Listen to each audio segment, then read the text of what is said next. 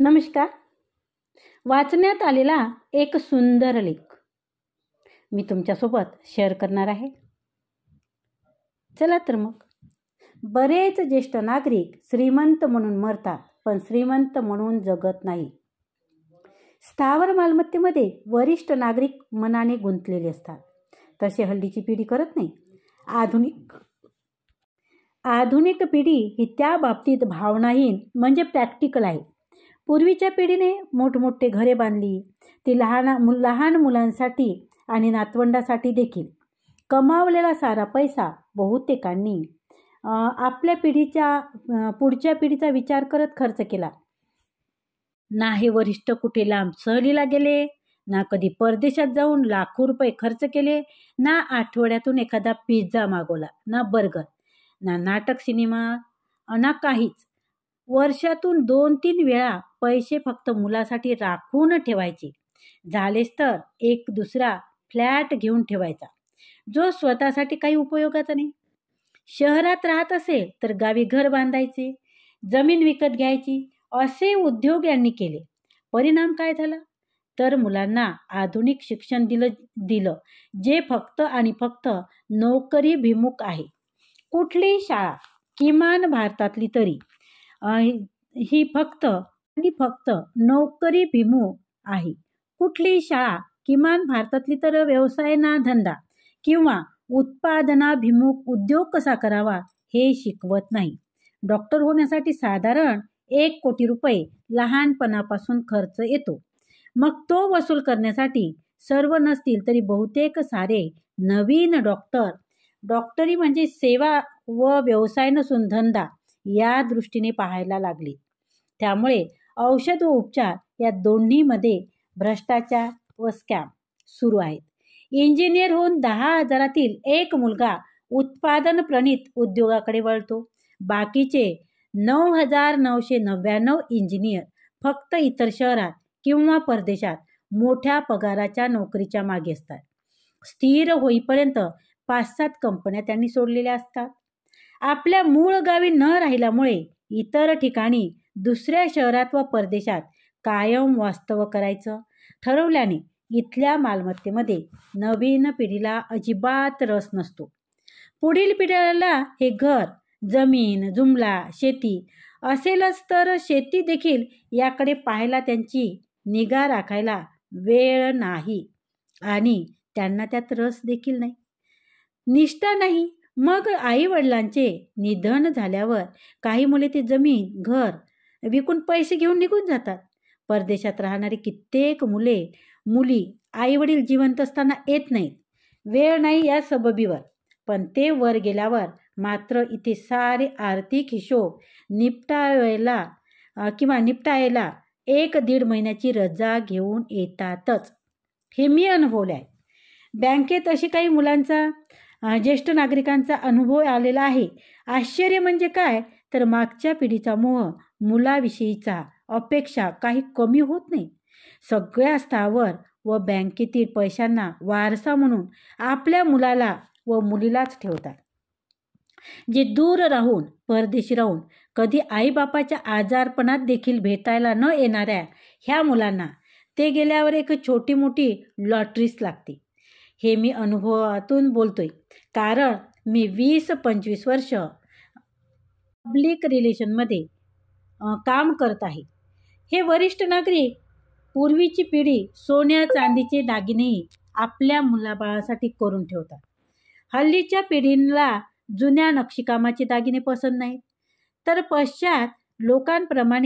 पाश्चात्य लोकांप्रमाणे नव्या डिझाईनचे खोटे म्हणजे इमिटेशन ज्वेलरी पसंत आहेत.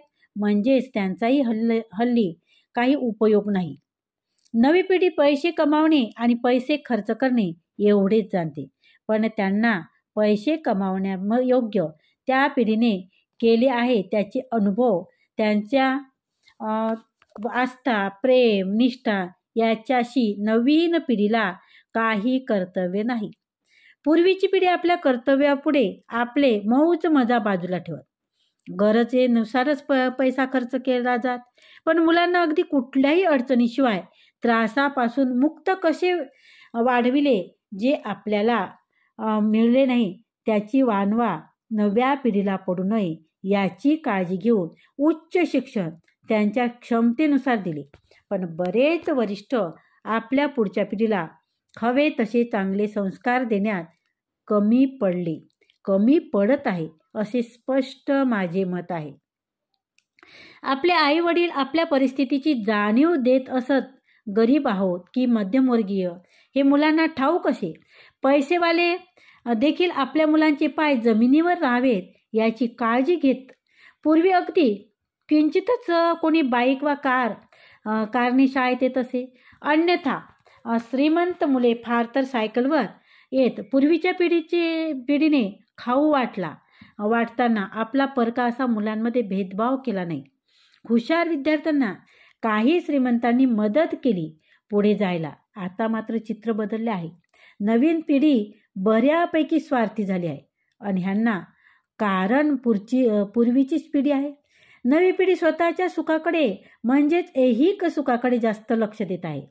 TV घ्या, फ्रीज, कार, लॅपटॉप, नवे मोबाईल, बाईक, स्कूटी आणि घरातील इतर सुखसोयी त्यांना नाते वा संस्कार यापेक्षा जास्त महत्त्वाचे वाटतात.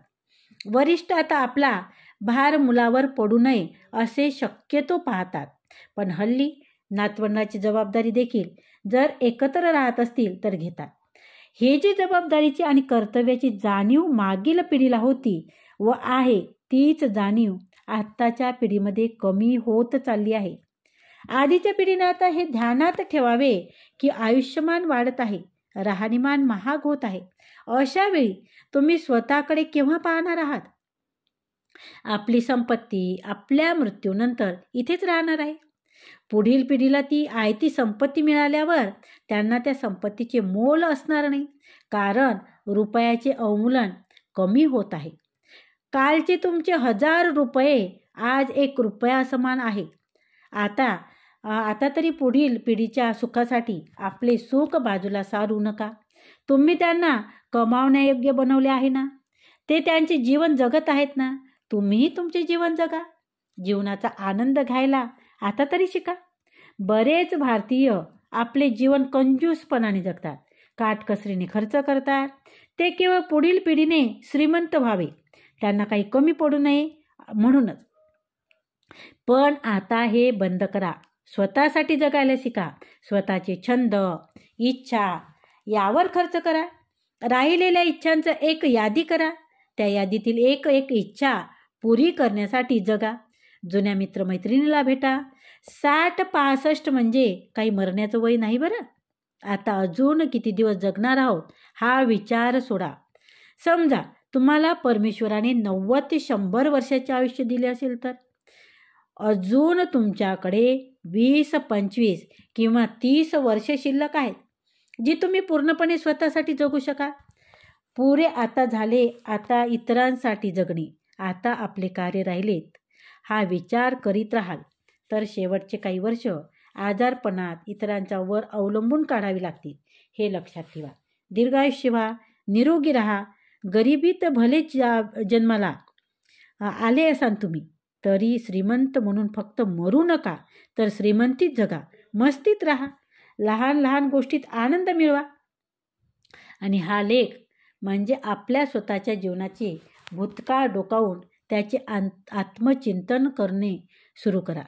अनामिक लेखकाचे हार्दिक अभिनंदन. श्रीमंत ज्येष्ठांनी यानुसार स्वतःसाठी जगावे. आपला लेख आवडला असेल तर ज्येष्ठ नागरिकांना पुढे पाठवावा किंवा त्यांच्याकडे व्हिडिओ पाठवावा. कोणाचेही उणे किंवा दोष दाखवण्यासाठी हा मेसेज रूपी संदेश दिलेला नाही. आपल्या व्यक्तिगत जीवनातील सध्याच्या परिस्थितीत खऱ्या गोष्टीचा विचार करून हा मेसेज लिहिला गेलेला आहे आणि हा खूप अंशी खरासुद्धा आहे. तर मित्रांनो, हा लेख कसा वाटला ते कमेंटद्वारे नक्की कळवा. मला तर हा खूप आवडला. खरंच आपण जे जुनी पिढी आहोत तर ते खूप विचार करणारी होती, स्वतःसाठी काटकसरीने जगणारी होती, समोरच्या पिढीचा विचार करणारी होती. पण आता मात्र पिढी तशी नाही. आता हे स्वतःसाठी जगणारी पिढी आहे. आणि म्हणून तुम्ही जो पैसा कमावला त्या पैशाचा उपभोग घ्या, आनंदाने जीवन जगा. राहिलेले जे आयुष्य आहे ते खरंच तुमच्या छंद जोपासण्यासाठी, तुमच्या हितासाठी तुम्ही तो कारणी लावा. धन्यवाद. खूप खूप धन्यवाद. आजचा हा व्हिडिओ आवडला असेल तर व्हिडिओ लाईक करा, शेअर करा, कमेंट करा आणि चॅनलवर जर तुम्ही नवीन असाल तर चॅनलला सबस्क्राईब जरूर करा. धन्यवाद.